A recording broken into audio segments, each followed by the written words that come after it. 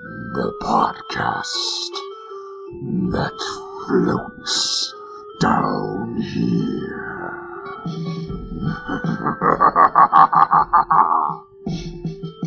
Hi, I'm Melissa, your Stephen King veteran. Hi, I'm Ben, the Stephen King and horror film fanboy. And hello, I'm Luke, your first-time Stephen King reader.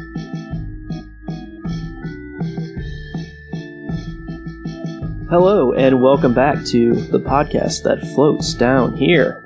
This is a special Noobz only episode. I am your Luke. Accurate statement. All right, let's try this whole thing over again. I think you should just keep that one. I am your Luke for this episode, your first-time reader and host for this episode, and I have dragged two of my closest compatriots into the depths of first-time reading Stephen King's It with me. Please welcome Abby. Hey, everybody. And Bailey. Hello, hello. You might recognize their voices from shows such as The Podcast That Fights in F-Words, The Podcast That Drinks and Knows Things, and or Hogwarts Radio. These voices are everywhere. But I have coerced them into reading Stephen King's It with me, and I did not let them go past where I am to this point. We are recording this after the third interlude, Derry third interlude, which is just after chapter 12, and that's where they've stopped. After this, they will be released to keep reading.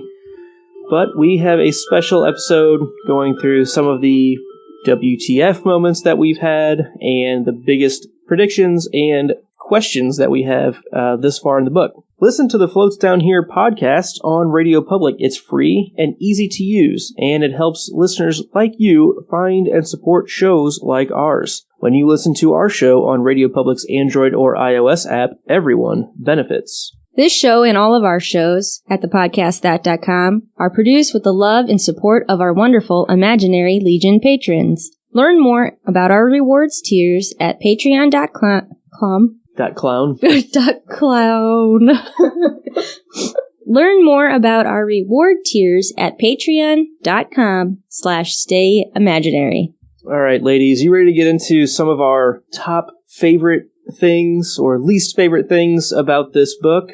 Ready. You betcha. You betcha. All right, so let's just, right out of the gate, let's talk about our favorite characters. I think we're going to end up talking about them a lot anyway, so let's just get everyone's inclinations on who they prefer to read about up front. So we're going to do our top 3 favorite characters. This can be in order if you want it to be. It doesn't have to be, but I'll let you do whatever you want. Abby, why don't you kick us off? Who are your top 3 favorite characters? I went with Bill, Bev, and Mike. Okay. Any reason for Bill? Like, specific reason why you're throwing Bill in here? I do feel like he's very much presented as the leader of the group. I think he makes sound decisions. I actually kind of find him to be kind, and I feel like even if he wasn't in the losers club, he still would have been a kind kid. It's not just, oh, these are... Like, if he was a cool kid, he still would have been a nice kid. I don't know. Mm-hmm. Where the others, I think they might have fallen into the bullying paths had they been given, like, a higher seat socially. Okay. And what sticks out to you about Bev? I like you said, I really like reading the chapters about her. I think I have her not as an underdog, but as a character. I just want to see her freed. So I feel very invested into her story. Like, I want to see her get past her dad and past her husband and just be happy, like, and not abused. Yeah, no, that's a good point. She is one of the few main characters that has been physically, like, by the textbook, physical abuse. Right. And we haven't seen too many other characters of our main group that have gone through that. So exactly. That's a good point. And I see you have Mike here, number 1. Is that a true number 1? That's a true number 1. They're in numerical order for me. Okay. Mike, why Mike? Because he stayed. And I feel like he has this knowledge and, again, almost like good heart, like trying to do the right thing. He stayed even though he probably could have left at some point, but to make sure that this could be stopped again. Like, he has that savior or protector type, I don't know, not mode, part of him. Sure. Yeah, role, maybe. Yeah, like, and if none of them stayed, then it would just do it for however long. I don't know. Again and again. Hopefully we can stop them. All right, Bailey, who are your top 3 favorite characters? I went with Richie, Bev, and Bill. All right, let's hear about why. Why Richie?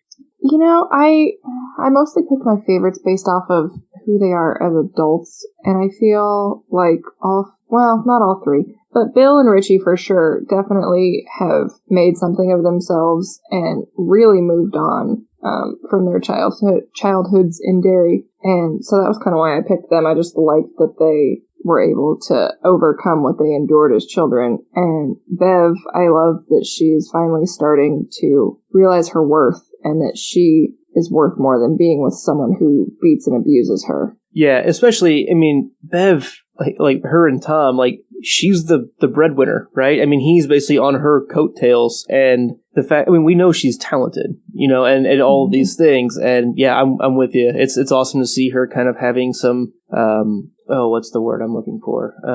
Agency for herself, and that's like a good frightening. Like it's like the person that has a ton of talent but doesn't have much confidence behind it. You start giving them confidence and like watch out world kind of thing. Is how I feel about Bev. Yes. No, that's a good point there, Bailey. Any reason why you put Bill number 1, or is he a true number 1 for you? No, it was just a general top 3. Okay, fair. It's too hard to choose. It is hard to choose. I'm very much not good at favorites, which is why did I set this episode up this way? I don't know. Your fault. My fault. You can blame me. But my top 3 favorite characters are Bill and Richie and Mike. I went ahead and put these in order. It looks like we're all hitting on mostly the same characters here, which I don't think is too surprising. Eddie, we haven't seen him do a whole lot. Stan has been cool for his own kind of things, but almost like standoffish, for pardon the pun. And like he offs himself at the beginning, so that's not really cool. Well, like instant kind of, I don't get to know you further on, so I'm right. And even discussions with Melissa, I'm not going to be invested. Right. That's almost exactly what Melissa was getting at in our episode. She was like, I've just always, since we know in chapter 3 he's not around as an adult, like I just don't care. Like it's just hard to, like you said, get emotionally invested in a character that we know doesn't go anywhere for the future story, at least. Or at least, I guess, maybe the more present time story. Timey-wimey all over this book. So I picked Bill, kind of for the same reasons you guys have said. I really love his relationship with Georgie when they give each other shit. They feel like 2 young boys that are brothers and love each other, but you gotta, jab each other a little bit here and there, rib each other. And you guys both said it really well. He feels more real than a lot of the other characters because he does kind of grow up and grow past things and becomes his own person. And he is the leader, and it seems to be the one of like the main group that kind of gets it, I think. And he tells Audra right away after he gets Mike's call. I just really, I don't think he's cool, but he's pretty cool. But I think like his morals and who he is, like deep down at his core. He knows Bill. He knows who he is.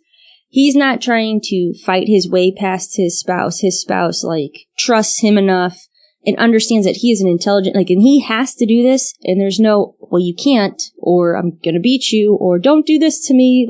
She's just like, okay, because he is authoritative. He is, and he's kind. But he's not domineering. No, he's not domineering. Not at all. He's confident. I have to do this. I'm gonna do this. It's just, I don't know. He's just a good dude, I think. He's a good dude. He's a good dude. I picked Richie, number 2, mainly for what we've seen of Richie as young Richie, and not the annoying Richie. It's the Bill and Richie scenes that we get, or the Richie with his parents scenes that we get, or the scenes from Richie's perspective, where we know, on the outside, he's going a mile in a minute. But once you get in his head, it's because he's so bright. He's so quick that he can't stop it, but he has thought behind everything. And he's very caring. And I think that's, other people don't necessarily see that from the outside. But when he and Bill spend time together, and maybe it's just a bit of Bill and him can kind of get on a similar higher level of thinking wave path, if that makes sense. They're kind of at a similar mental level.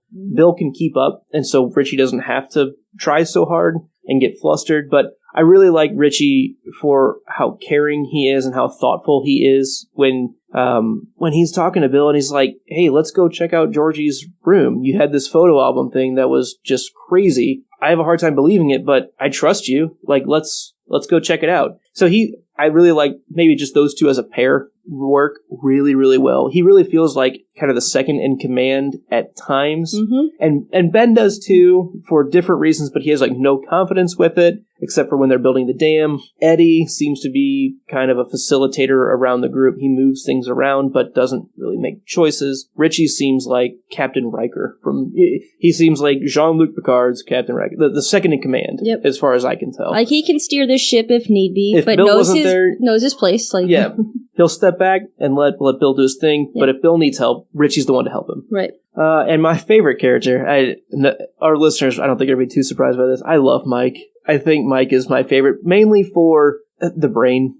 He stayed. He knows a lot, and I have questions about how and when he knew things. And is it just a product of staying there? We know that he got it just a couple years before, so he had also had this amnesia thing, but the scales fell off sooner. I just love that he's digging.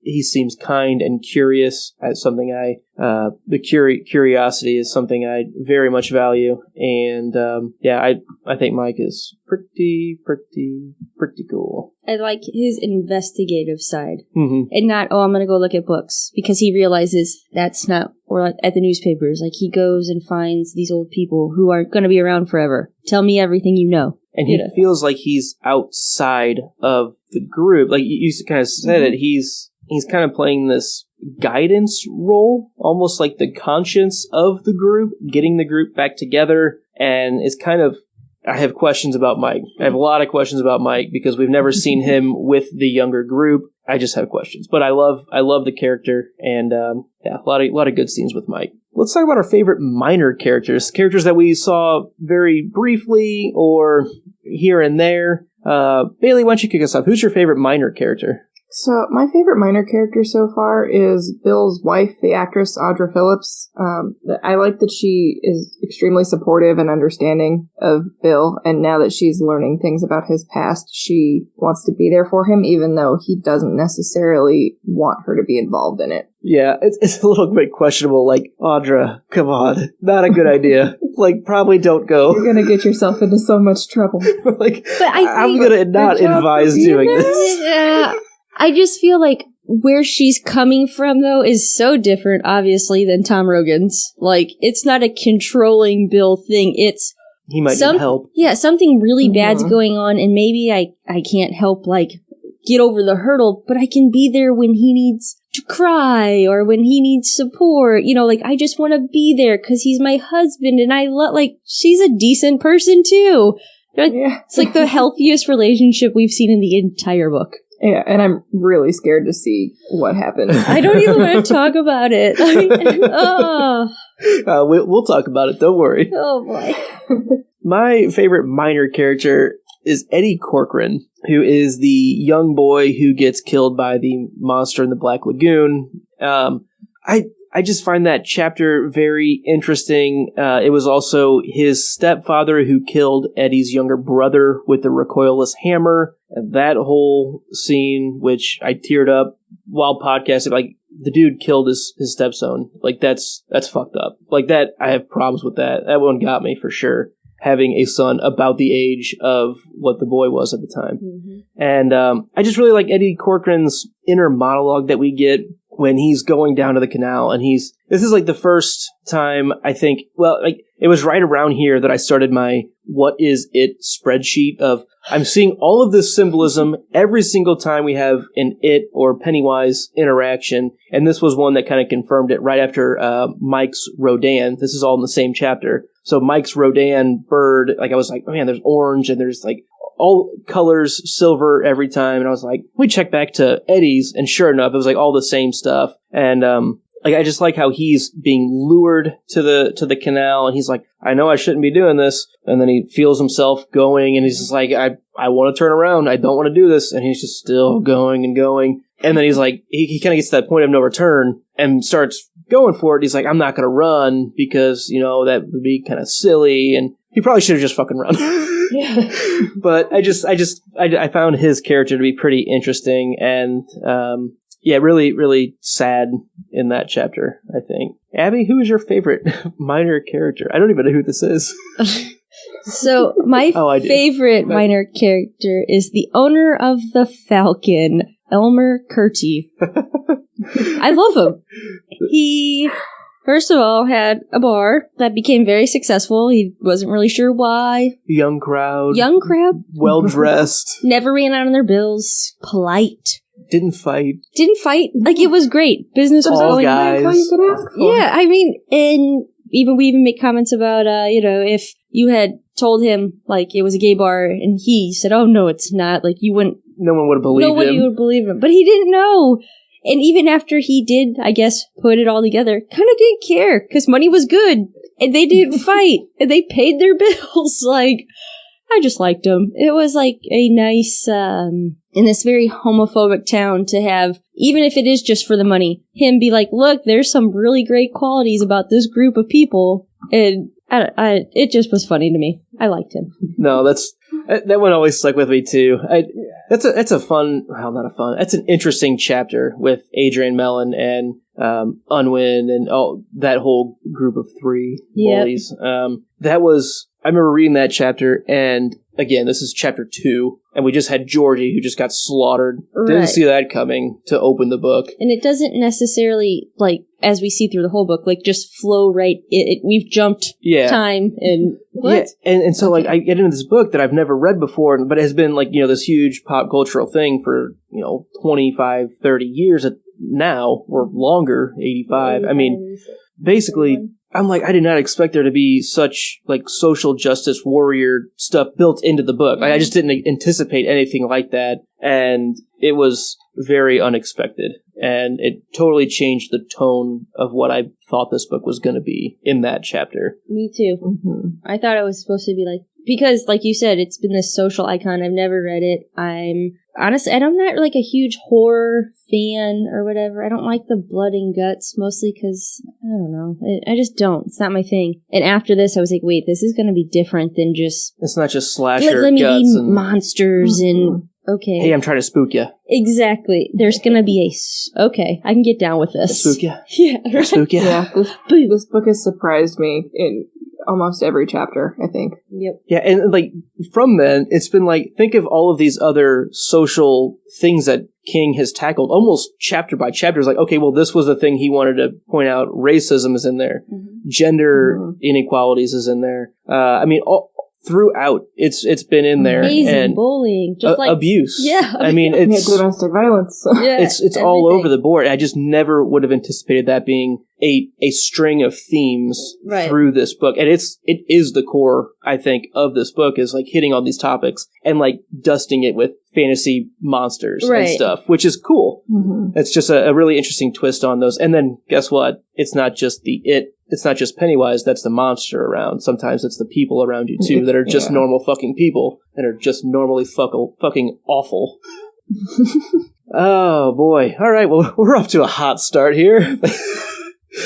So let's get into our favorite chapters or sections.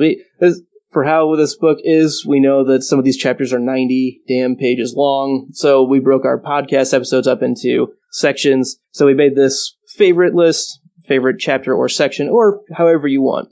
Abby, let's start with you. What was your third favorite chapter or section? I went with chapter 12, 3 uninvited guests. Just feels like at this point, I guess, do we want to talk about the fact that Tom Rogan and Audra are parked right by each other? Right. And This Rogan... is like the biggest cliffhanger that we have right now, right? And Tom Rogan knows exactly who she is because she's a freaking movie star that looks like the wife that he likes to beat up, who just beat the shit out of him to come here. Like, biggest cliffhanger. It's a very hard cliffhanger to just be like, oh, stop reading. Okay, sure. Yeah, I don't feel like we're going to see any resolution to that for a little while because we could jump back forward. I think we are jumping back in time for the upcoming. Just looking at the chapter title, I imagine we are. Yeah. So. But yeah, no, great chapter. That's a really good chapter for sure. And it just kind of like at this point in the book, we're about halfway through. I feel like not that I know what's going on, but I've gotten kind of like this course of action. And here I feel like I'm getting, okay, now I know what to look for when it's scary and when it's not scary, when it's, I don't know. So this is a good chapter. My next one would be the walking tours. Okay. It was a long chapter. I like that you get to go see them personally in like the same time period and like it's like the same day. There's not really jumping and we get to go see where they go on their own. And I don't know. Do you think that was a good idea to like, hey, we met up, let's split up immediately?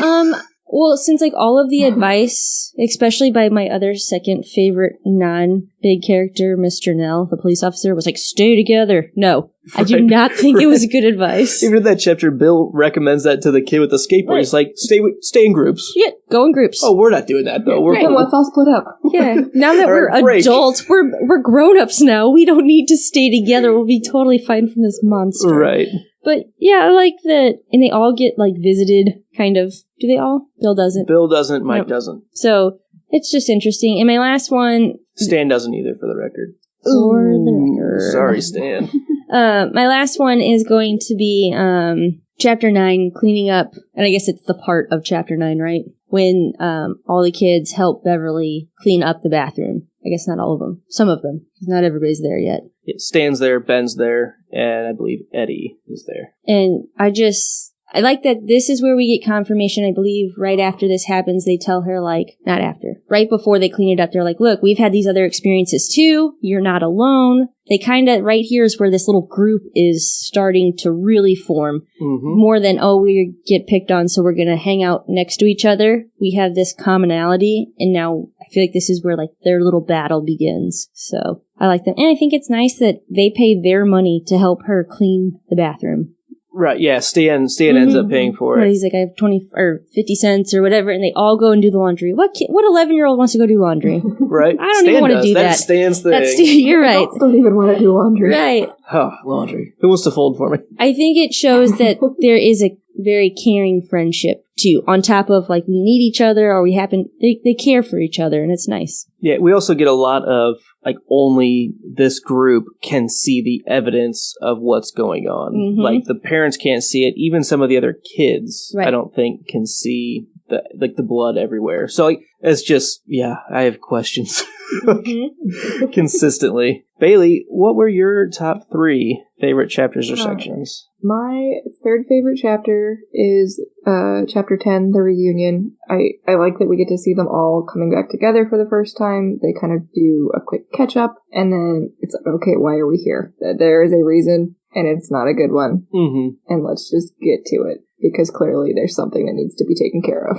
Right. And it's funny, I think we're in Bill's perspective for almost that whole chapter. Maybe it might be the whole chapter. And he's like, all right, anyone say something before Mike starts talking. Don't let Mike start talking, because whenever Mike starts talking, like, it's real, and we're getting down to business of why we're actually here. And like, the high school reunion is over. Like, it's not fun anymore. It's work at that point. Yeah. My second favorite chapter is the 6 phone calls. Mm-hmm. It really sets up where this story is going to go, I think.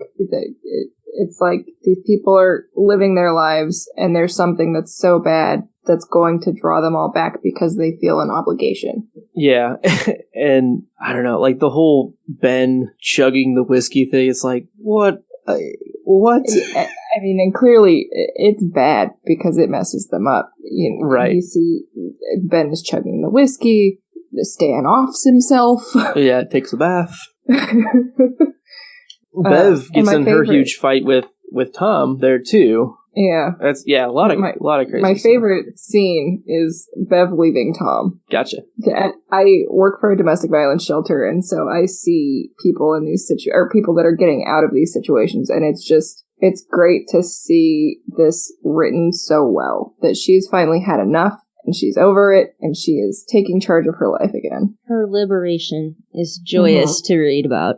Absolutely. And there was something in our podcast episode on this chapter that changed my whole perspective on how this book is written, and it's due to that section in that chapter. And it is all about whose perspective are we in through the chapter. So it's basically, Melissa pointed out that, you know, that whole section, we're in Tom's perspective. We learn about him being beaten as a child, and then they start the fight, and he's like, you know, she's going to get it when she gets off the phone because she was smoking cigarettes or whatever. And then she finally gets off the phone. They start this fist fight, basically. And as she takes the upper hand, it switches to her perspective. And that is almost like, okay, well, now she's calling the shots for herself. And it's very, story. very beautifully written. Yeah. And it totally changed my perspective on how this book is actually put together. So great section. Awesome stuff. My top 3 favorite chapters start with chapter 1, After the Flood. Starting off a book with this cute little 6-year-old who just wants to hang out with his big brother who's sick, but still takes the time to, like, show him how to make this paper boat, get the paraffin wax. Seeing him be scared of the dark, like, I understand that, being afraid of the dark when I was little, you know it's irrational, you know there's nothing down there, but as soon as you turn your back on the dark, you can feel the tingling up your back. You're like, oh, if it just reaches out and grabs me right now, like, I'm fucked, right? I'm fucked. Like, you were scared of the dark. I was. I legitimately remember, like, and the fear. Like, it was so well written in that scene of, he just, like, sticks his hand in the cellar door, and, oh, I can't turn on the lights because the power's out, son of a bitch. And then Bill is yelling across the house, like, where are you? Like, come on, what's taking so long? And he's like, okay, I'm just going to have to go down there and get it. And he sees the turtle can, the turtle wax, and then he gets the paraffin wax, goes back up and all that. That part was really, really well written. He gets back up, they build the boat, he goes chasing down, and then he fucking killed this kid. Like, opening the book with killing this cute kid that I was like, oh, you know, like, I have no idea what we're getting into, and this is the kid you're killing? Like, come on. He's just a cute little kid. I just got so attached. I know. I had One no idea. chapter in. I got a total Ned Stark moment. And this was actually already dying. I made that reference in that episode because we recorded it well before Abby had seen Ned Stark. Oh, so you told me I couldn't listen. I told you couldn't listen until after season 1. So sorry for, again, Game of Thrones spoiler, but I wouldn't let Abby listen to any of our episodes until after because I was like, that's chapter 1. All right, Abby, you can't start this for a little while. Because she was our first-time reader for Game of Thrones on the Drinks and Those Things podcast. If I can jump in on your thought here. Yeah, definitely. I'm going to just throw it out there now. We have a section coming up called, like, the most frightening or unsettling it moments. And my number 1 is talking exactly about what Luke's is here. So I'm going to throw my thoughts into here. It was the most unsettling for me because I started getting the feeling somebody was going to die. Like, oh shit, like we're right in this, but somebody's going to die right here. I did not think it was Georgie. That was the last time I would see him. I thought it was the last time before Bill succumbed to his illness. I thought Bill was on his way out. And it was Georgie? Really? Yeah. Not cool, number 1. I mean, not that I wanted Bill to go, but he meant nothing to us at the time. I mean, no, Georgie was the one who was like, I was like, this is going to be the story about Georgie figuring out what happened to Bill because it got Bill. And I was just wrong. Mm-hmm. Absolutely wrong, which is okay. That's always fun. And then next is, now I have a 7-year-old. I better get it right. But at the time of reading this, I had a 6-year-old. And I absolutely hated I can't talk to strangers. Well, hi, does he call himself Pennywise? He says, I'm Bob Gray. Okay, yeah. Mm-hmm. So, now we're not strangers. And Pennywise, the dancing clown. I literally, like, my heart, I could just feel it, like, it was classic abduction technique, right? I mean. And I'm like, oh, and it's that quick, and it's not that it's some fantasy type, ooh, scary clown. Like, this is the stuff that gets me. Real world. The real stuff. The real things that happen, and not spirits or monsters. It's the real demons, the real terrible people in life that can harm our children. And I was like, forget you people here who asked me to read this. I'm out. Like, this is too much and too real. So that was definitely my most frightening moment. I did not like it at all. Yeah, it's... And then to be drowned, basically. Well, he had his arm ripped off. Well, I know. You could survive your arm being ripped off. There's a lot that happens to that poor kid. But I think they're. I don't think he drowns. No, he just dies. held underwater. I think he dies from the trauma of his arm being ripped off. Yeah, because Mr. Gardner runs across the street and is holding him, but he's already dead. He's already dead. Basically. And he sees the little nub of arm bone sticking out. I just assumed it was like both. Like raining so hard that his face got stuck under for so long and his arm had been ripped off, so... Mm-hmm. Bad news. Yeah, it's just a great book opener, and it just leaves you with so many questions of, like, was there actually something in the drain? Like, was there something there? Like, how is this possible? And you couldn't fit down there. It's not like a person could get down. Oh. Right, and the water was rushing so much that even Hercules couldn't have stood against the water because it's during this flood. Just crazy stuff. So that's my third favorite chapter. Sorry.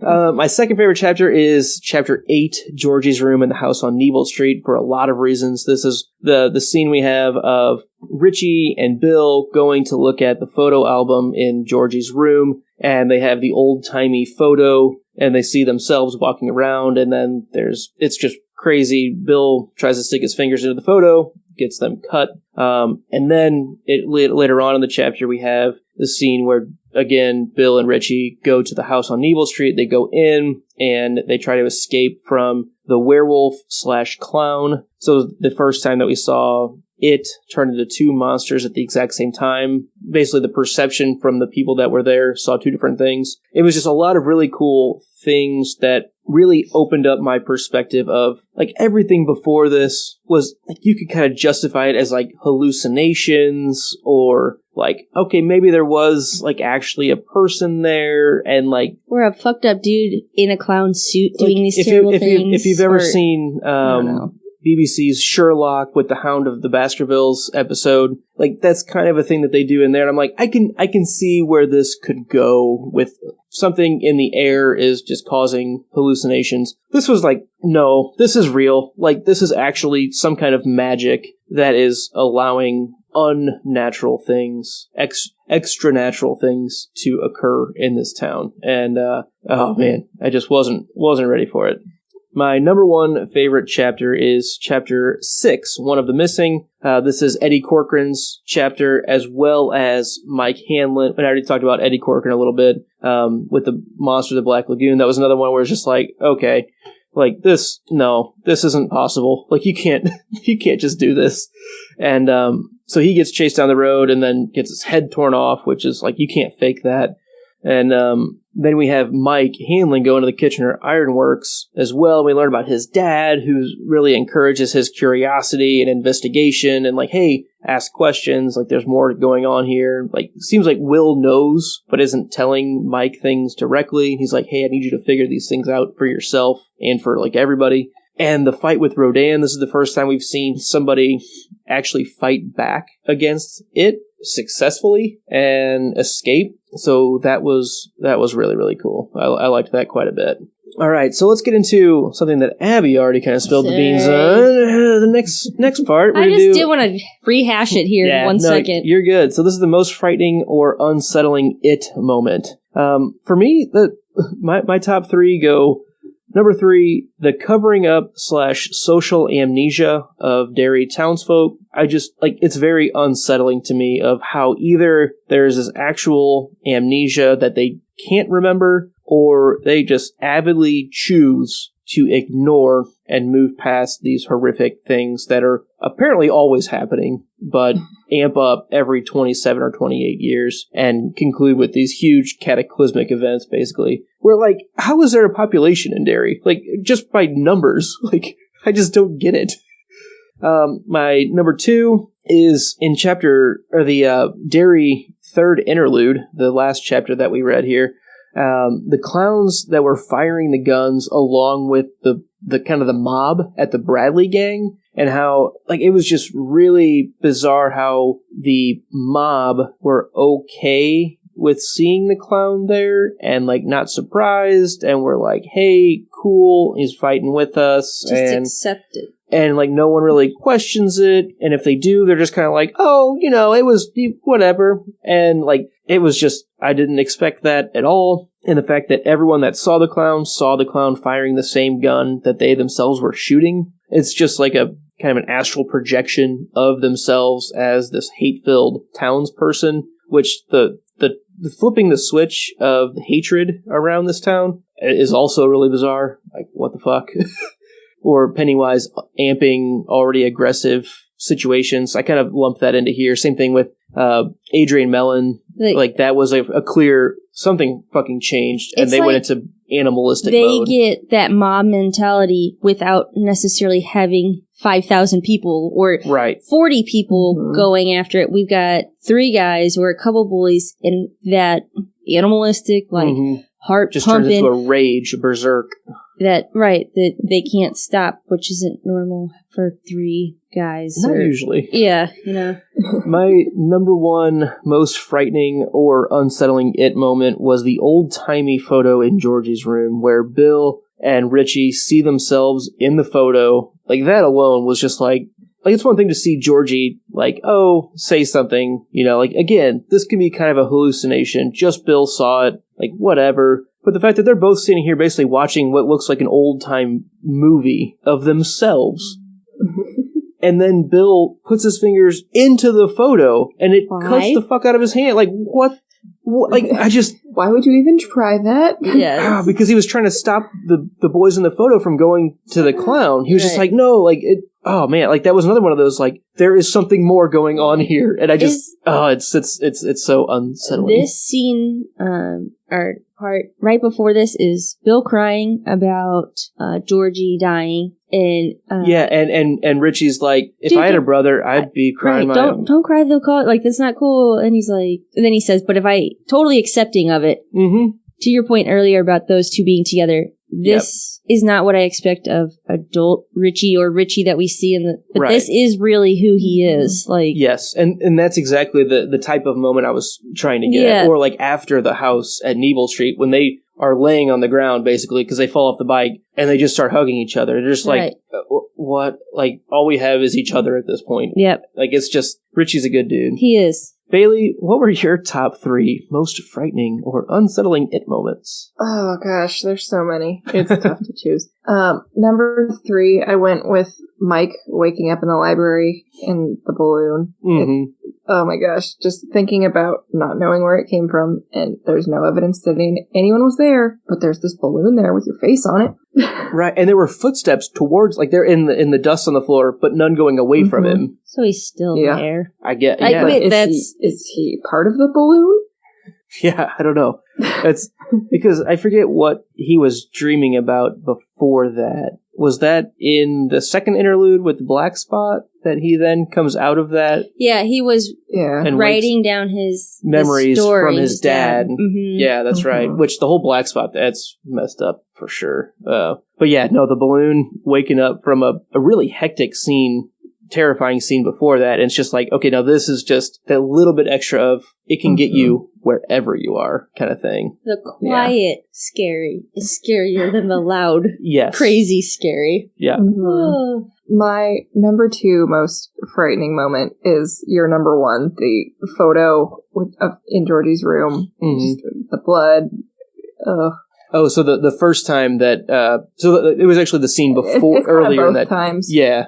Just in general, the fact that this photo keeps being used for frightening, the photo album, being used for frightening purposes. Right. In that school photo came back in the reunion, chapter 2, that it was found with one of the newly killed kids. Oh, there's a calling card for you. Why is nobody else being messed with, though? Other people in Derry. Never mind. That's going to be my question at the end. There you go. I figured it out. About it. Stop.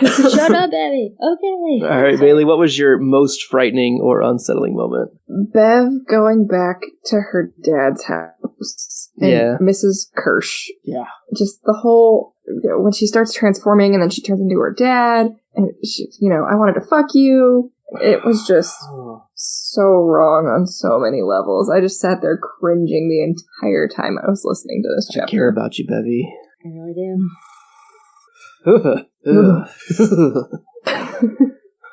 I beat you because I wanted to fuck you. Oh, are you serious with this? What the fuck, man? I don't think those two go together. That is not healthy, bud. You need to get that checked out. You should get that checked out. Sorry, not trying to make light of that situation, but Yeah, no, those are... Damn, there's a lot of messed up scenes in this book. Abby, what were your most frightening or unsettling moments? So I already spoiled one. I won't go into that one again. Being Georgie, chapter 1, Georgie. Yeah, I just wasn't expecting it that soon. And it just was too real, too quick. And I get that it's a clown or whatever in a drain pipe. But it was more just like that stranger danger fear you have from a parent's perspective when your kid like walks out the front door and you're like, why are you in the front yard? Like, and they're like, because I wanted to get my ball. And you're like, don't ever go in the front yard. This is why. Have you ever read this book? But my second most frightening one, I'm going to go with Stan in the standpipe. And for me, that was the one where I felt like there was like imminent death was happening. I did not think he was going to get away. It added some claustrophobia in there, too. I think it was just written very well. I could, like, feel the panic and I could feel the haunting. Where the other ones, I'm still, like, I felt like I was watching, like, the scene in front of me, I guess, if I can explain it. And I'm, like, rooting for him. Like, ride faster, Bill. You know, like, okay, go, you got it. You know, being, like, the encourager. Where Stan got me into the point was, like, it's going to get him. So that one was very... I guess like claustrophobic. I'm not a claustrophobic person, but maybe that's how people feel that do feel like that. Yeah, it felt like the air was getting squeezed out of him, which is, I think, one of the major characteristics of that, for sure. Also with, unless we have, let me check through here. No, I don't think so. So with Stan, just because I don't see another place where we'll really talk about him, I thought it was a little bit interesting that his monster or version of it is the drowned boys, and he dies in a bathtub. Right, yeah. I mean, why would you choose to go out that way? I guess he didn't drown, well, but... I know he likes things to be clean. I think that could be a part of it, too. That way it would all stay... Yeah. Not create more of a hassle for his wife to clean up. Right. It's kind of easier to clean on porcelain. Right, he's still orderly. That's inherently in him, so... Yeah. And I think he did love his wife. And so, like, it was a little bit thoughtful of him to do it that way. Like, for... I don't know. She's not going to have to be, like, pulling down drywall or throwing out carpets or whatever, like... Replacing the hardwood as it stains or whatever. And how about it saying it on the wall? Like, he had traced it in blood, right? Did he do that? Or... what do you think? Did he do that himself, or... I was always, like, I've read this 1,000 times. You know, over the past 30 years... I've been reading this, right. I was under the assumption that he did it himself and left that little clue for his wife. And if she could get an answer to that, maybe she would be able to realize like it wasn't her or something. Like, you know, I don't have time for a note because he's terrified. But if it was it... What do you think, Bailey? Did he do it himself? I think he did it. I don't know necessarily that his wife is going to know what it is, but I think it was his version of a note. Okay. I will say I was confused when I first read that chapter, that section, and because we had just seen because this is the first section of chapter 3, and we had just seen Adrian Mellon get killed in the water. We had just seen Georgie get killed during the flood. And so he goes up in this bath, and the way it's described, if you miss the point where it says his wrists were slit, you're right, it just says like his head was cocked back in a really weird position. And I was like, are you serious? Like, this goddamn clown can go through the pipes? And I literally thought it like alligatored his head open. Like, the way it was described, it threw me off. So like, I was always under the assumption when I first read it that, are you like, really? It's not just in the town. Like, it can get these people wherever they're at. So this would be a really short book. Yeah, it was dead. I think I'm wrong on that now, but it was just the way it's described is a little bit confusing, and I liked it. Do you have another unsettling moment, Abby? You good with those two? I'm good with those two. Pretty well said. Yeah. 2 is more than enough. Yeah, there's plenty. All right, so our last favorites, or in this case, kind of least favorites, are the most despicable non-it, non-Pennywise characters. Bailey, I'm going to let you start. My number 3, I picked Adrian Mellon bullies. I think this is fairly self-explanatory. Yeah. It's just the whole homophobia that really gets me. I never understood just not accepting people as they are. Yeah, Unwin, Dubé, and Webby, John Webby Garton. Yeah, no, And the fact that they, like, track him down and, they're... And it's like they made a sport out of it. Yeah, like, the two of them did. Well, like, the one was kind of in the middle, and the third, like, kind of was reluctant and didn't really want to do it, but still did. Like, so you're just as despicable, like, you know, at the end of the day. Mm-hmm. But, so, I would not defend these people at all, but I'm gonna defend them. Well, they're still not in prison, so you don't need to. Right, but, so the guy that didn't want to do it, but then did, is it the same situation as other people who, what's the guy's name, Eddie Corcoran? Who didn't want to go over there, but he did. He didn't want to go, is it Or the same thing as like, in chapter, the third interlude, where everyone's shooting, and they all keep shooting. And they keep shooting because they see the other clowns around, like the clowns there, and like that's, like it kind of feeds into the, okay, well everyone's doing it, and oh, that guy's doing it. Yes. It's like it just adds to the numbers. Not that he's innocent in his actions, but was there real control? Was it a real decision he made, or was it just something that propelled him forward in this town? I think it's an entirely valid point that Pennywise hatred, rage switch was flipped. And he kind of got into this dude's head, or so whatever. The extent of what happened maybe isn't entirely their fault, but the fact that it was even an issue. Well, in their head for Pennywise to trigger into it to get them to do things they would normally not do. Mm-hmm. Does that make sense? I don't know. Maybe. It does. And my next two kind of go together for the same reasons. Hand in hand. So I have Al Marsh and Tom Rogan. They're both horrible, horrible men, and what they do to Bev is there's no excuse. It's disgusting. We also get an extended versions of it, whereas like Adrian's bullies, we get like one chapter or like where it's here and there. It's where Bev is obviously one of our main characters, so we are seeing her present and her past, and these people are there in it. So we get an extended amount of time with them. It keeps happening to her over and over with everyone in her life. I mean, that's her fault, right? I'm not saying that for real. Don't hold me to that. That's a joke. That's a bad joke. It's a terrible joke. But no, Tom Rogan would say that. Yeah, right. Exactly.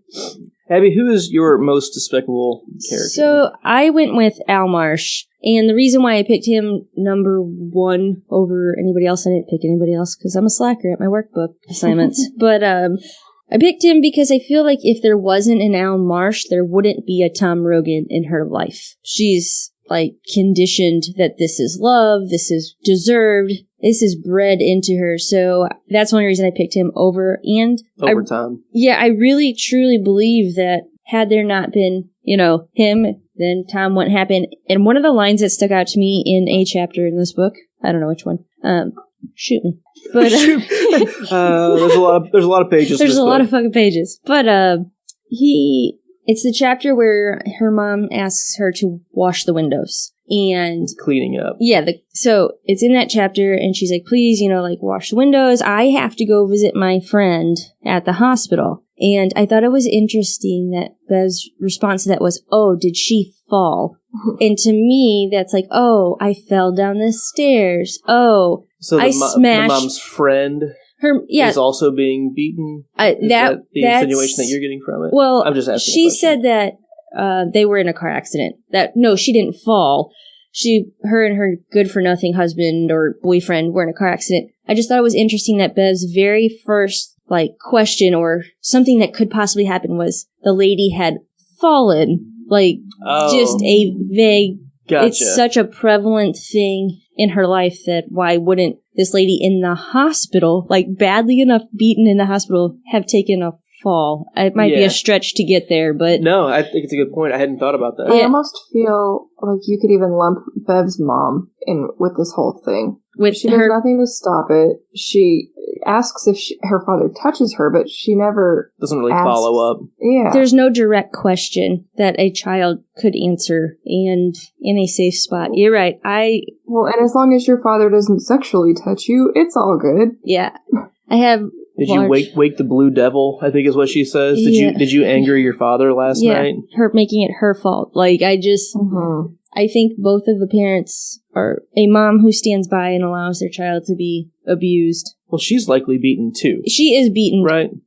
My assumption would absolutely be So she can't say anything because she's been conditioned by it could be like almost exactly the same thing that Bev, maybe she grew up with it too. Exactly. If she grew up in Derry, there's so much child abuse around this town. She likely, Elfrida Marsh, likely grew up with being abused as well. So like it's kind of that vicious circle of it very potentially was the same situation. Very unfortunate. I think it's easy as a person who wasn't abused and isn't abused to put as an adult you should. I just wish not that easy. I wish her mom would have stepped up. Yeah, I think that's all we can do is wish that she would have, but just know that she couldn't and or didn't. As far as we've seen, we don't. I mean, it seems like she never did. My most despicable non-it characters start off with the hobo, the actual hobo at the house of Nebold Street that offered to blow Eddie. Yeah. Just gross. Like the syphilis hobo, it was just messed up. Like it's just a kid. Come on, like get out of here. You're disgusting. Number 2 is Richard Macklin. Can anyone raise your hand if you know who that is? That is Eddie Corcoran's stepdad. So this is the guy who killed Eddie's younger brother by smashing him in the head with a hammer. I really don't want to dwell on that one. That one it gets me. I have problems with that one. And Tom Rogan. And I can totally agree with Al Marsh. I mean, both same one and the same. Thing. Yeah. And just despicable. The worst that I've seen. I'm surprised no one really said Henry Bowers, I think. Yeah, because I don't think we've really seen the worst. I think there's more to come from Henry Bowers. Is a childhood bully, right? Sorry, I'm trying to... Right, he's also the one that just escaped. And we know that he's going up there again to kill them. I think we all picked adults because we have higher expectations of adults than we do of childhood bullies. Of childhood bullies, because I think sometimes bullies act out that way because they're lacking something in their lives or their home life isn't great. And as they grow older and out of those situations, people do change. And I don't really hold a person to what they did as a child. Right. Now, if you're going to act like that when you're an adult, then you just really suck your whole life. Yeah. So. All right. Any final thoughts on that? Are we going to move to our second section here? Nope. All right. Questions from the veterans. I asked Melissa and Benji to give us a couple questions that they were curious for 3 total noobs who don't know what's going on to answer. So let's start with their first question. Tell me what you think of Mike's place with the losers. Now, I have a lot of questions about who the hell is Mike? Like, we know who he is. We haven't seen him as a kid with the group. We've seen everyone else together. Where do you guys think he falls with the group? We know that, at the reunion, he's responsible for getting them all there. Clearly, they're all friends. Like, no one's like, who the hell's this guy? Like, they all know who he is.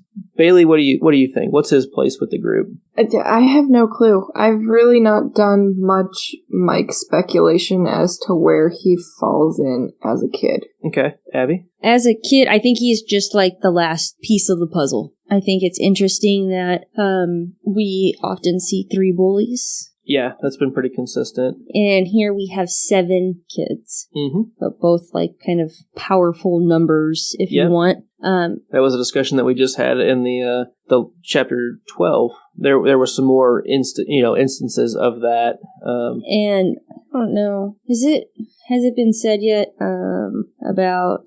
I don't know if this was in your podcast, like if that has come out yet, or if it was in the book that I was listening to, something about like the 7th was it in the room with them. That was in the reunion. In the reunion. Because Stan wasn't there. So like it took his place, which anyways, I just think he's like the last little puzzle piece. I also have written down here that I think he's like the historian or the story keeper for this group. Mm-hmm. That he is basically there as I want to come up with like some really, but basically like writing the story or keeping a story keeper, like of the what record is keeper of the group, and somehow maybe that was all discussed at some point, or somebody needs to stay, and he just happened to get it. And other than that, I don't know. Yeah, I kind of agree with you. I think he's going to join the group as a kid.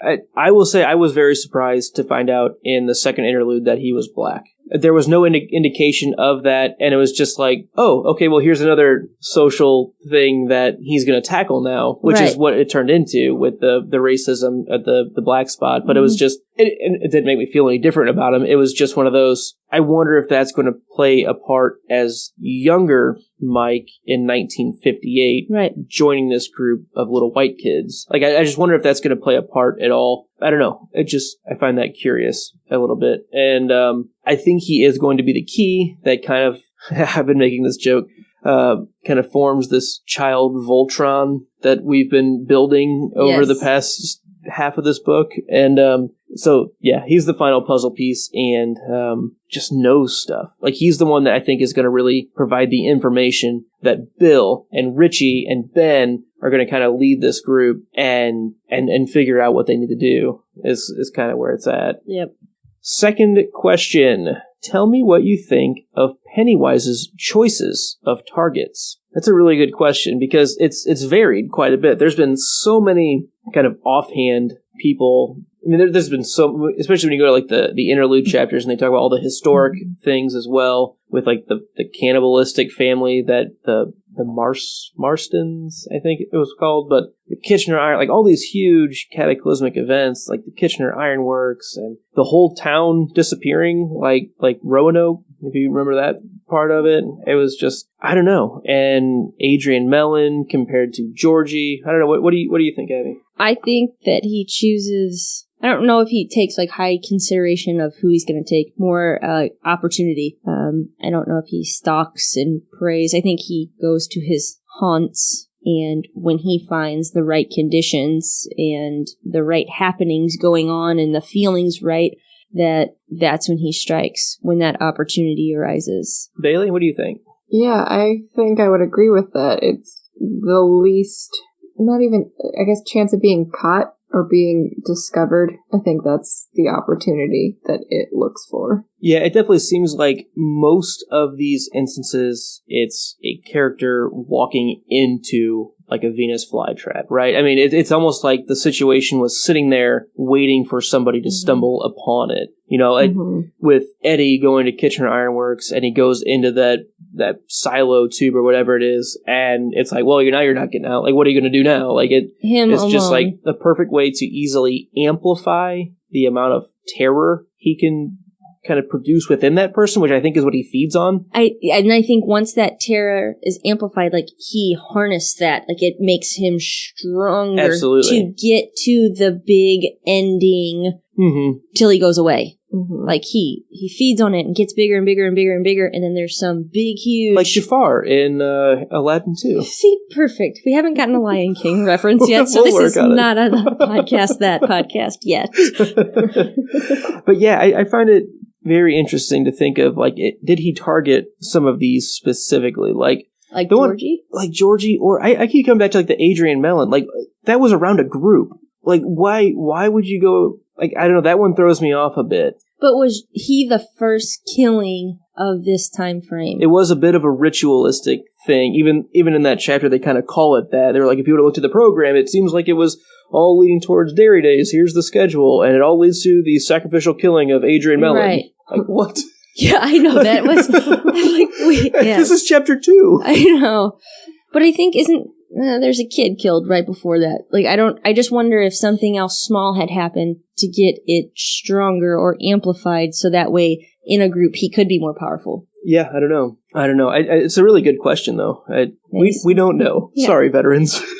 You're out there be like, who the heck is this podcast? They know nothing. We really don't. We're noobs. The Noobz. We're the Noobz. The Noobz. All right, question 3. Tell me what you think everyone's non-loser role in the Losers Club is, i.e., what skills will be useful. Bailey, why don't you kick us off here? I am the worst person to kick this question off because I had honestly not even thought about it until I read the question, because I've had so many just like what the fuck moments during this book. Right. I've not even thought about like what skills these people have that are going to help them fight it. So if we quickly kind of think, and most of the information we're going to have is, I think, going to come from that chapter 3 a bit, which is like the true introductions to each character. So Stan, we know He's very orderly. He seems to keep a cool head. He was able to fight off the Drown Boys by calling out the bird names. Like, he actively took the situation in hand and fought back, right? I mean, it was a really claustrophobic, hectic scene that he was able to work through. So, like, that was a pretty cool power that he keeping his wit, even though he was scared, obviously, and amped up. Oh, yeah. But, like you said, working through it. In an organized, like, with the book.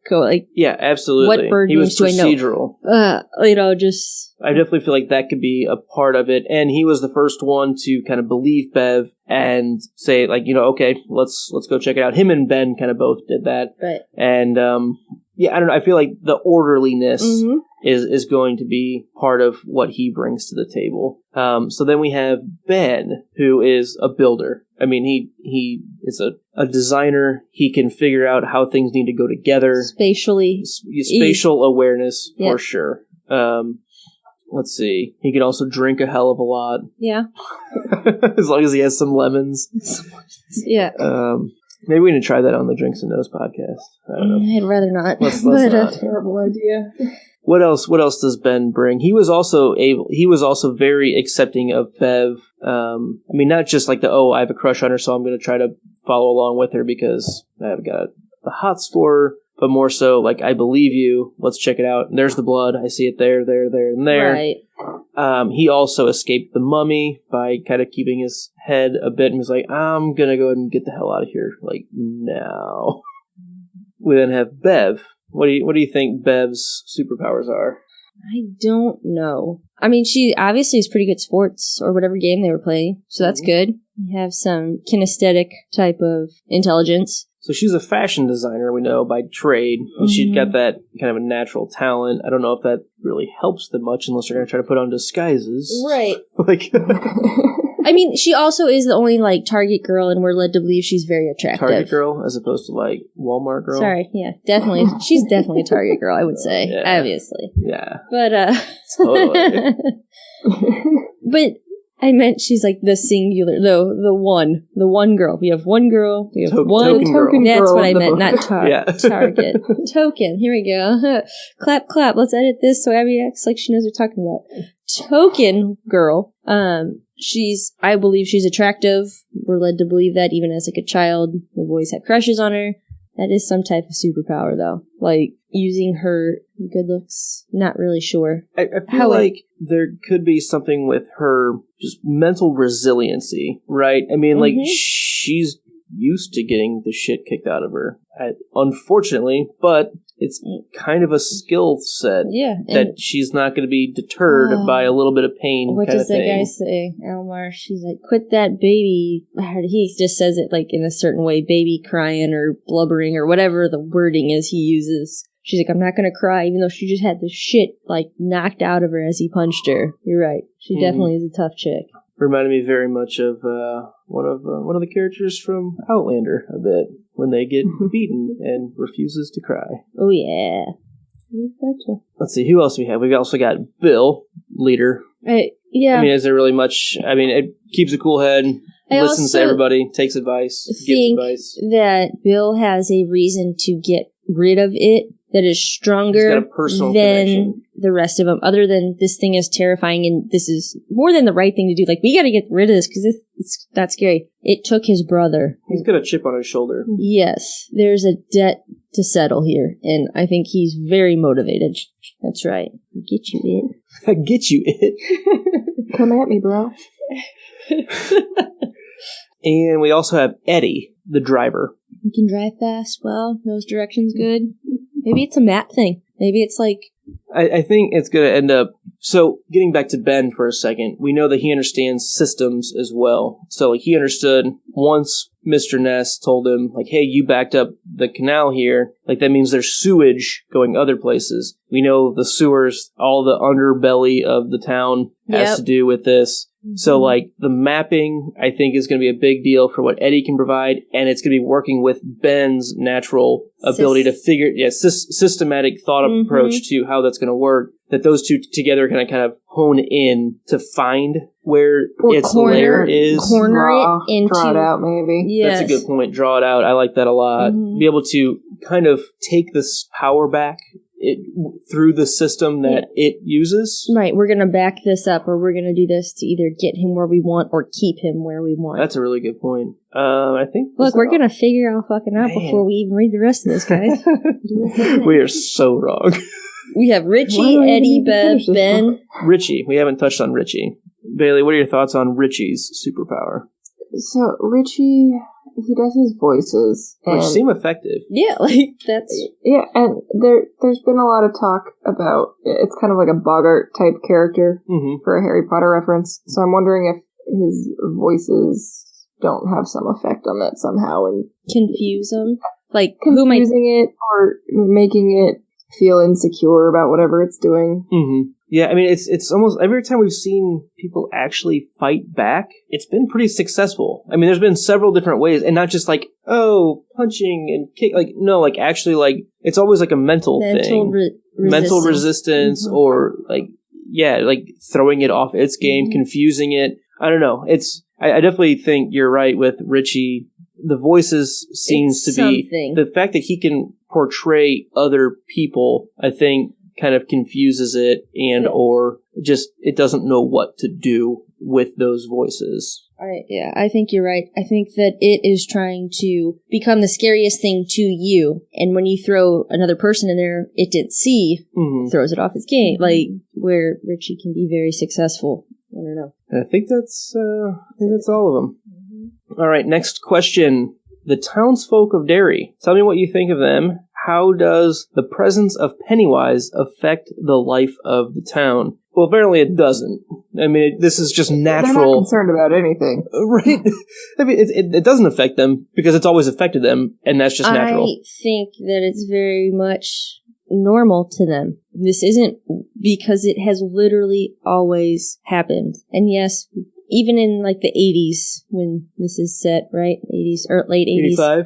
They had news, national news, but this is how it always happened. So what else are they supposed to do? I don't think they even know it's an issue at all. I don't know. I think they do. Like, I feel like we've gotten more and more information just recently that... But I think it's from mentally resilient people, and the town of Derry as a whole doesn't acknowledge it. But there are a select, maybe even more than just a select few, but there's this little group of 100 people who are all spread out, and we have to go find them all, who have little nuggets and little resistant to just giving into what's going on there. But it's hard to do that when you are one in a mass of people who don't see an issue. It reminds me of, I'm going to go ahead and quote this line. This was my favorite thing from the first Derry interlude chapter with Mike talking to the old timers. And a town's history is like a rambling old mansion filled with rooms and cubbyholes and laundry chutes and garrets and all sorts of eccentric little hiding places. Not to mention an occasional secret passage or two. If you go exploring Mansion Derry, you'll find all sorts of things. Yes, you may be sorry later, but you'll find them. And once a thing is found, it can't be unfound, can it? Some of the rooms are locked, but there are keys. There are keys. That line has always stuck with me on, one, Mike and going after the old timers, and with what you were just getting at. Like, there might just be a select few around town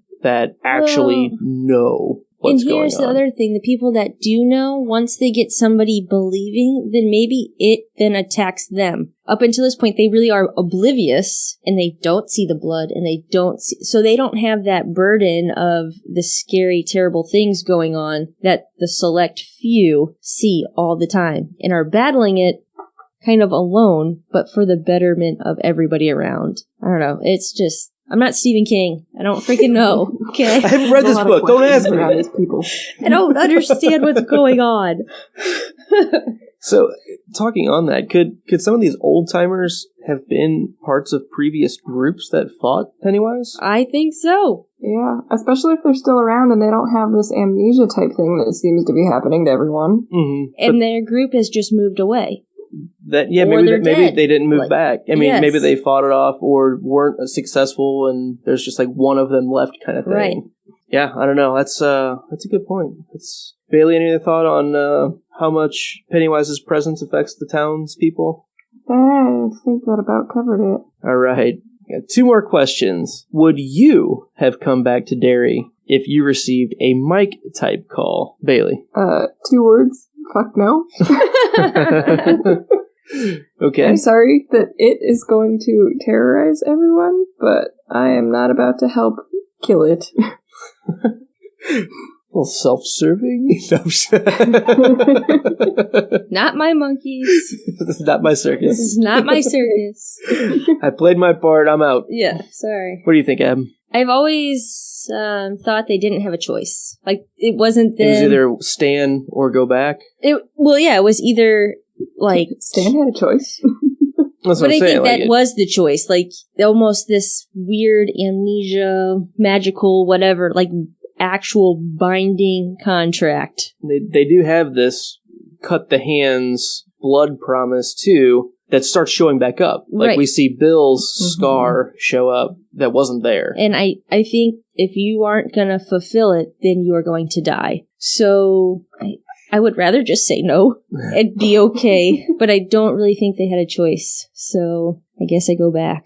Yeah, I think I'd probably end up going back. Just because... The guilt of not going back would kill me. And I mean, think that's... if I made the promise, I would definitely go Yes. back. Right, and I think I that's... wouldn't have made the promise to begin with. Yeah, see, that's why you're smart, Bailey. Whoa. I'm fine with helping out right now, but let's... I'm not coming back to this shit. Not a No. long Yeah, I time signed up commitment. for one. Yeah. I don't make this a habit. Yeah. I got a life to live. Far the fuck away from dairy. All right. Coming back. This is actually our second to last question. I apologize. I was wrong. On a scale of 1 to 5, 1 being no way in hell, 5 being I've already started, how likely are you to read another Stephen King novel being only halfway through your first? Abby. I would give it a 5, but I haven't actually already started reading another King novel, so I'm going to give it a 4.5. Yeah. I can't be reading multiple books. If all his other books have this many characters in this many years in this many settings, nope, I gotta just That's stick enough with to this keep track one. of. Right. But after, yeah, I'd definitely be reading more. I'm giving it a 4.5 as well. I haven't started any, but I really like the way he writes. It is genuinely impressive. I feel like I've read a bunch of new things lately, and every time I try a new book, there are just different levels of authorship at times. Like, you read George R. R. Martin, and it's like, okay, this is up there. Like, it's deep, it's dense, it's good. I have the same feeling with Stephen King, same feeling with Tolkien, same feeling with J.K. Rowling. It's just, when you're in the middle of it, you forget that you're reading a book kind of thing. You are literally just experiencing it. And there are other times when I'm reading a book and I feel like I'm reading, like I feel like the author is talking to me. Right. As opposed to just living in the story, if that makes sense. And there's still great stories, but sometimes the writing just doesn't live up to some of these other ones, which is why I'm an avid rereader of these stories by authors that I know I love, because I can actually get lost and not distracted by the writing, if that makes sense. It totally makes sense, because earlier as I was describing Stan in, like, trying to get that door opened, I don't see it, like, I can see it in front of my eyes. Like, it's so weird, and there's very few authors that can do that, but I can see it in front of my eyes. I can see the boys riding down the street on the bike. Like, right. It's a real picture in my mind, and whenever I watch... can picture Adrian Millen down there getting his ass, like, getting attacked, and like, yeah, all and of this it. is the problem for when you try to make a book a movie, is when you have such good writing, and now I have... It's not just this thought. Combative. Yeah, it's not just this thought I've had, like, oh, it might look like I've literally already seen this. Yeah. And now you're putting it on screen. It's totally wrong. Wrong. Yeah, Wrong. It sucks.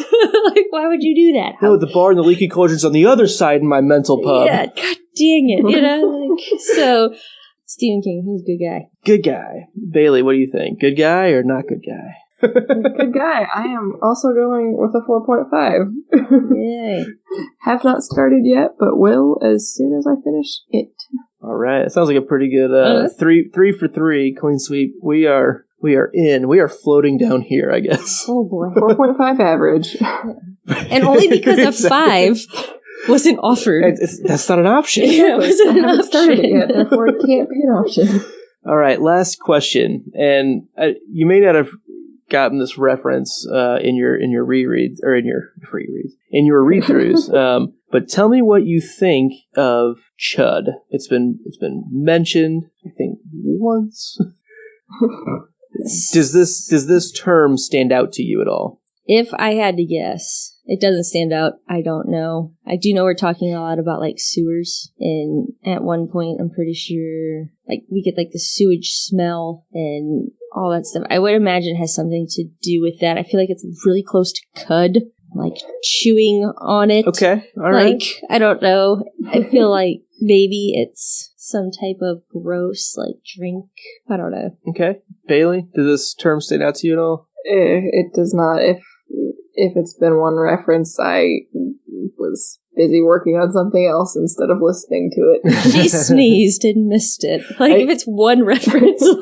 I think the only time it was referenced was, I think it was the very end of the reunion chapter, whenever Bill goes outside. I think it's like on the sidewalk or something. I don't know. The only reason I'm familiar with it is, one, because I podcast about it, and two, because I set up our IT workbook, and I know what all the chapter titles are. And one of the chapter titles is called The Ritual of Chud, and it's towards the end-ish. And so it's an odd term. There's an umlaut in it as well over the U, so it really stands out when you see it. And so I don't really know what it is, but I feel like it has to do with finally maybe the promise that they make, like the hand cutting promise, but I feel like that's probably after. I feel like that's probably later on, like one of the last chapters, and I feel like this, again, just knowing where the chapters fell, there was something that was a little bit spoiled for me, just an event that happens. I have no context for it at all. I don't know if I want to bring it up here to ruin your guys' experience. I have no context for it, but I know that there's supposed to be some kind of orgy that happens. I don't know who's involved. That's all I know about it. I'm going to go ahead and say my guess is the ritual of Chud has to do with this orgy, and that basically the losers make some kind of sexual sacrifice.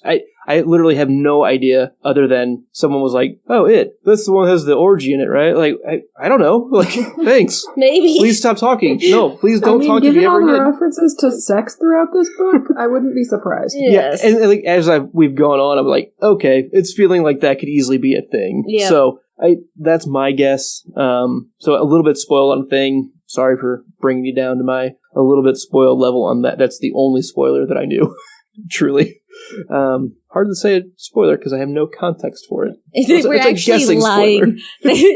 Oh, yeah, it's totally an orgy. Like, oh, I'm waiting for it. Shoot, there doesn't ever happen. Dumbledore dies. All right, so that does it for our questions. We have one more short section here, and this is predictions, questions from the noobs. We have one prediction each and one biggest question each. Abby, why don't you kick us off on your biggest prediction? So my prediction is somehow within defeating it, again with like the voices and confusing him, I think they need to make him laugh, like get him off his guard. They're going to use this as a confusion mechanism. They're going to make him laugh. And I think the way they did it with kids has to do with Ben in the postcard that he wrote for Beverly. And anytime we've heard about this postcard, even like in the past, she doesn't know who it came from. Then we find out that at some point she did know who it came from, but now has forgotten again. So I think that part of it is finding out who it's from, and that like actually makes it laugh. Like he finds that hilarious that this kid's heart's like breaking and her heart's breaking because it's not from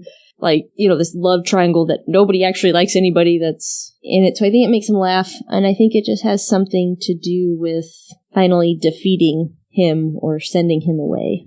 Okay. Bailey, what is your number one prediction? So my prediction here says they all gonna die, and I don't actually think that everyone will die, but I think that there's a very ominous feeling, and I would say at least half of the losers will probably end up dead by the end of this book.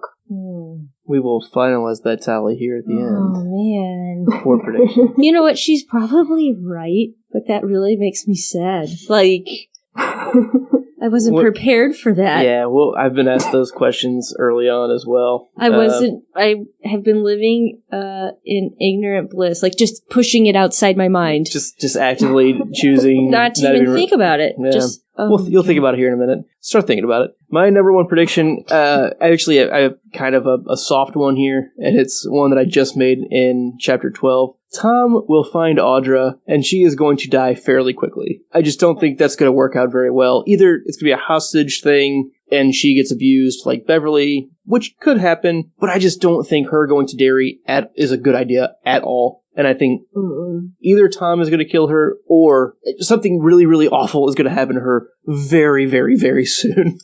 Yeah, maybe not chapter-wise, but storyline-wise for her. Like, beating her in a rage, and in his mind, he's thinking of Bev, but he's beating Audra, and I could see him killing her that way. And also doing it to get at Bill. Get at Bill. Is that what you were going to say? Yep.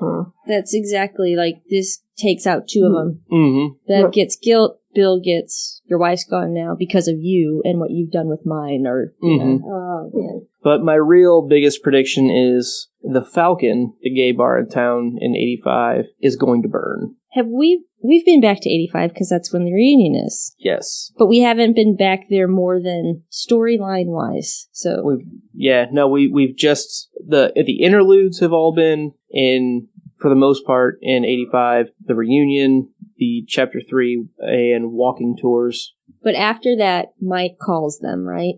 Like, after Mike calls, how long after Adrian gets... this is what I'm trying to ask. Adrian Mellon was killed well before he called. Okay. All right, a couple that's months, fine. I think. Benji's better at knowing the exact calendar on that than me. That's okay. I'm really not that... I just wonder, like, how much time has passed? Are we still really upset about the gays, air quote, in this town? But I think we are. Yeah, because it's not like years later. It's just months. Recently, this has all been... And with the way the Black Spot went, I just feel like the gay bar is going to be taken out.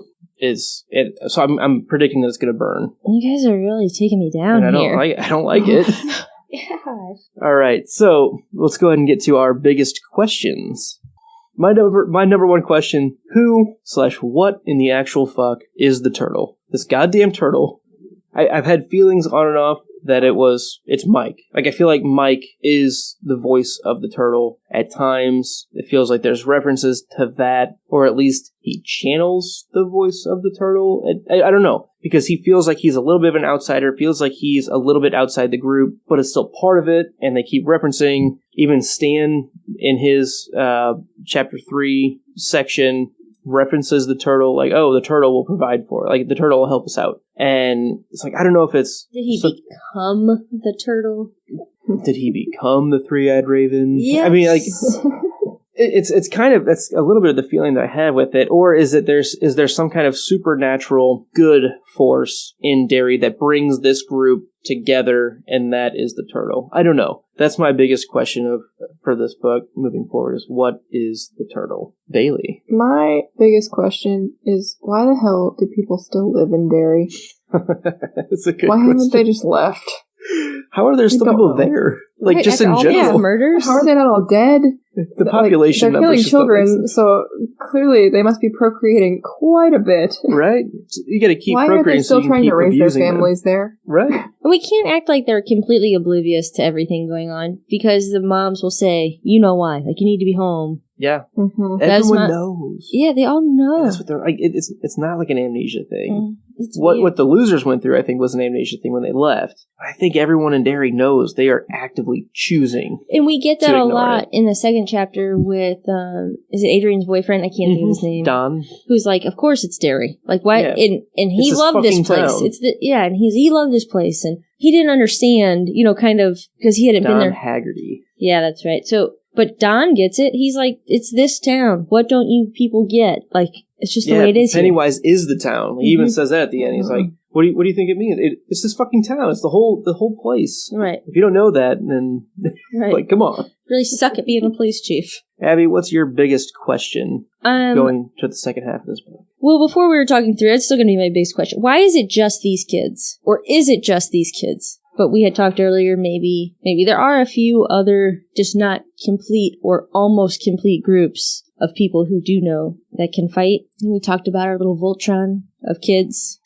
So, we need the president, we need the vice president, we need the girl, we need the story keeper, we need the engineer, we need the map maker, surveyor. There we go. That's the right word. Cartographer. Cartographer. Yeah, so we need all these characteristics or jobs filled. And this is the almost all complete group, so they're are best suited to actually fight it. I don't know. It does feel very much like it's just these kids. They're the only ones that see it till Georgie died. He hadn't seen it, and then all of a sudden it just scoops him up and takes him. All right, I have 2 quick questions for both of you. Will the Losers Club be successful in 85? Yes or no? I think they'll be successful to get him to go away, but not to defeat him. Okay, so not a permanent solution. Okay, Bailey? I would agree with that. Do you think Stan not being there is a major deficiency for the group? Yeah. I think so. Yeah. I think that's going to be the reason it's not a permanent solution. If he had gone back, I think they probably could have. But I feel like something is going to be missing from the group that Stan would have been like the clear person to play that part. I also feel like we had a question earlier about like hit the targets he picks. Maybe he also picks names his match, and his match is this 7 this time, and that's his little game he's going to play. It's fun to play these games or whatever, and he has to play against 7 players, and you can't replace it. You can't win without everybody on the field. So can't play a man down. They're a man down. Yeah, man down. Really down. All right, last question. If any, how many losers are going to die? And name them. Definitely one already died. Okay, I was gonna say, are we Stan cutting is a from pretty here safe or from the choice. beginning? So the Stan. remaining 6, and I'm including Mike in there, even though I have questions as to whether or not he is an actual loser or not. So Bill, Bev, Eddie, Richie, Mike. I don't want to answer this. I want to answer none, but I think Then that's answer really none. stupid. I don't know. I'm going to answer none. None are going to die. All right, none be dying. Alright, well, I already said I think that at least half of them will die. Okay, so So now I just 3. have to pick who. Yes. I'm gonna say Ben, Eddie, and Richie. Good choices. Because I think if it does come back, they will still be young enough, they won't have died naturally, Mm-hmm. that it'll be Bill, Bev, and Mike to fight it again in 27 years after 85.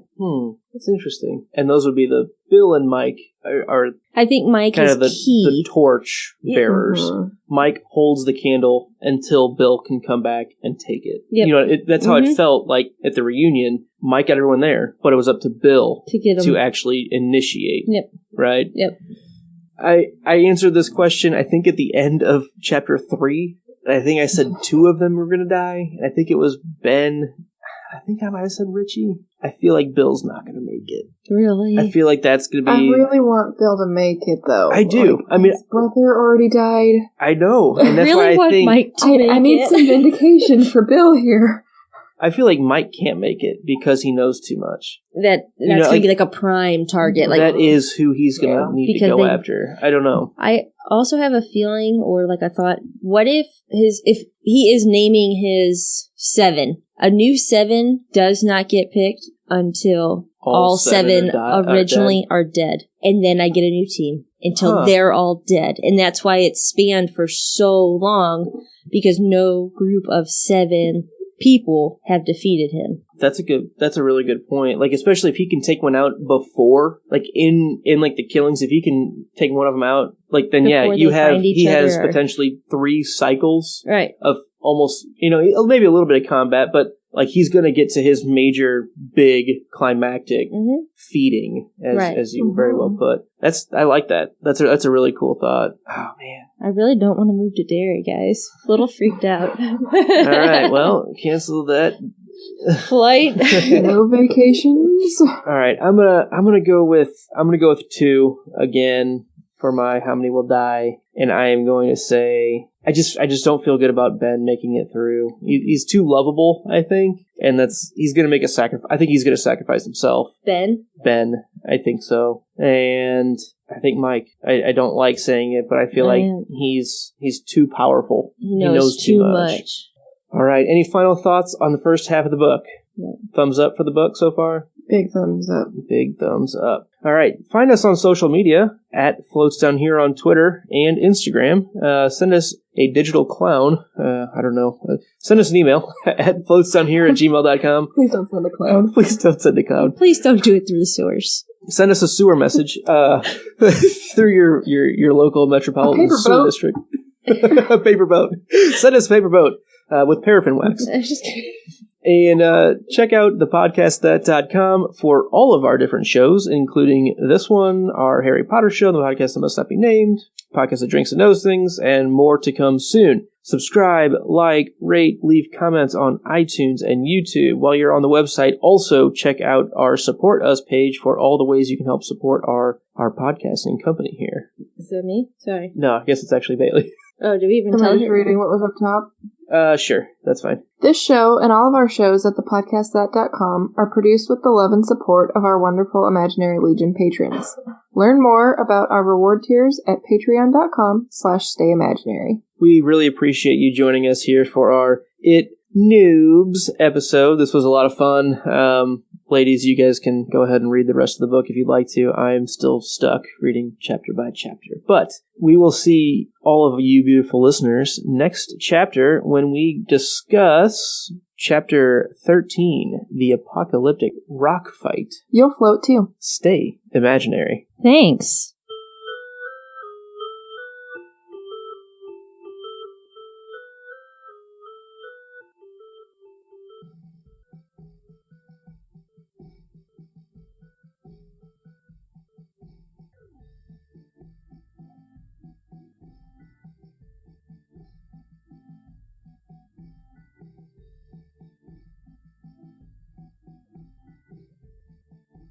Oh, no, that's okay.